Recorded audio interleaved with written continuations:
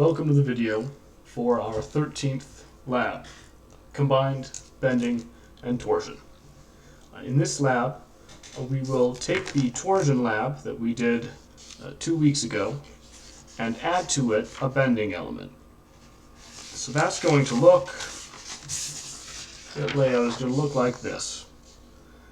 So it's going to look quite a bit like the torsion lab we had before, where we had this pipe and we had the weight that we would move along this, and then we would measure this distance here.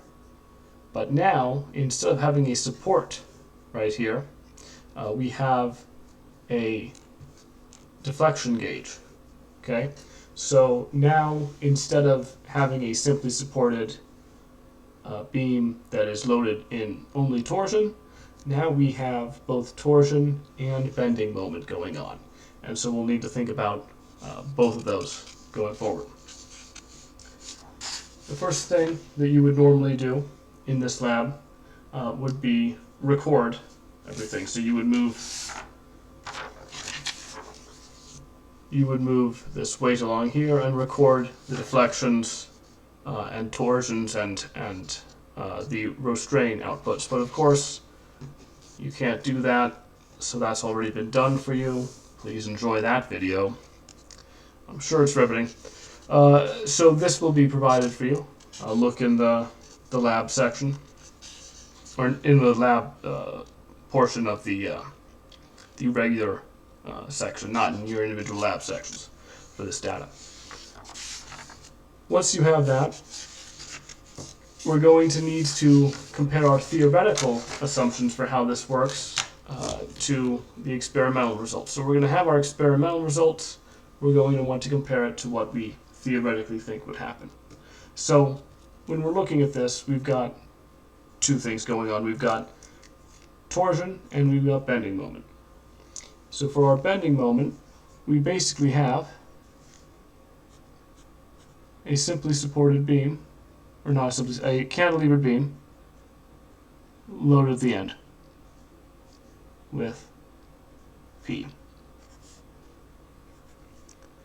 Some length L there, and so when we look at this, it's fairly easy to tell what's going on as far as things go. We're going to have, I'm just going to skip to our moment.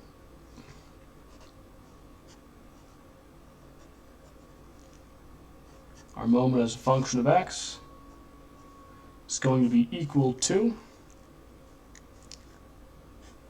the length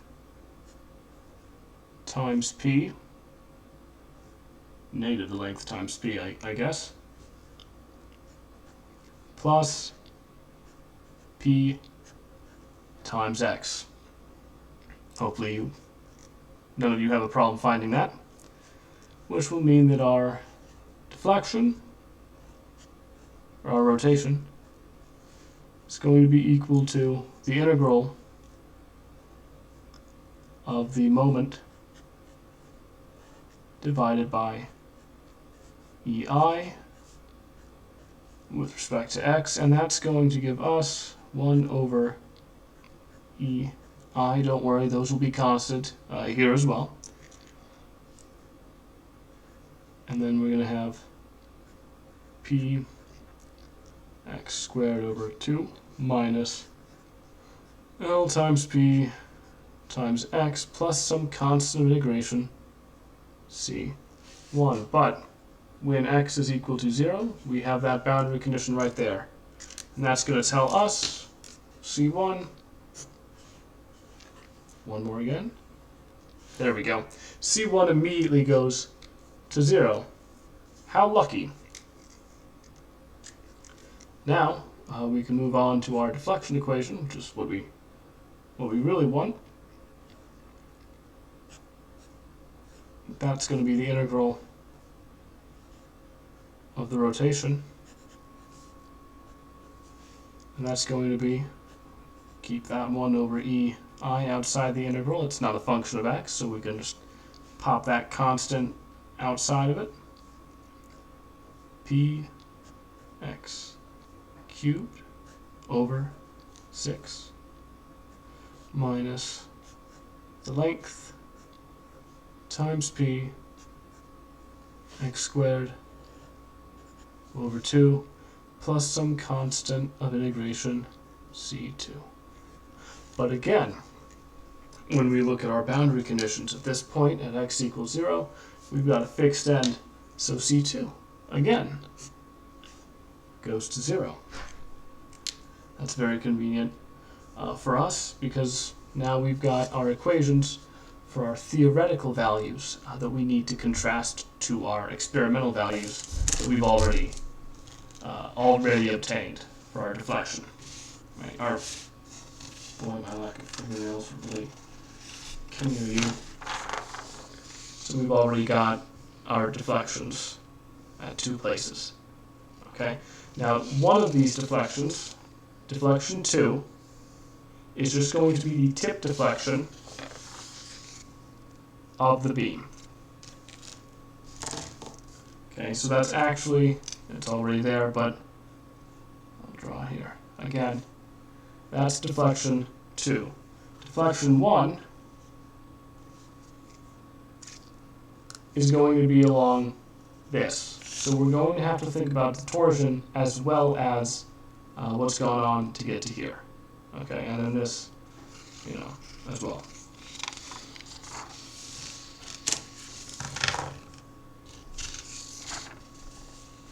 Okay, so with this, we can obtain our theoretical deflection value and our theoretical rotation value if we wanted it, which we don't really. But if we take this right here, we have, let's write it out simple like 1 over EI times P x cubed over 6 minus L times P x squared over 2. If we want to know the deflection at the end of our length, at 18 inches in this case, then we would plug in, I'm not going to plug 18 inches, I'm going to plug in L for x.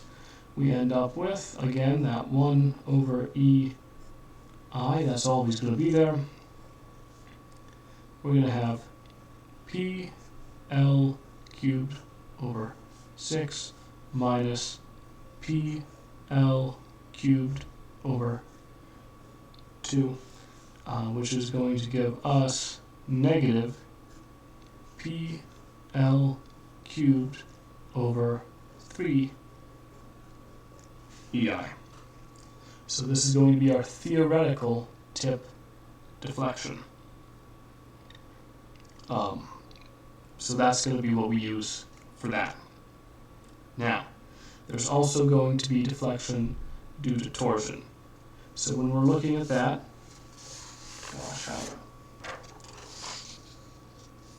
we're going to be able to find it using this, but we're going to have rotation of this. We're going to end up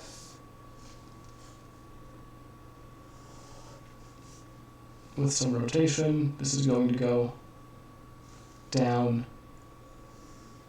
Oh. We're going to end up right there. And so this length that we have right here is going to be 12 inches to the gauge that we're using. This deflection is going to be deflection 1. That's given in the table. This rotation is going to be, as we know from before, it's going to be the torque applied times the length divided by our polar moment of inertia and our shear modulus G. So this deflection 2 is going to be what we get from our experimental values. Our theoretical values are going to tell us that that torsion deflection should be equal to, well, L, I guess, but it's this L, 12 inches, times the sine of this theta, which is going to be L times the sine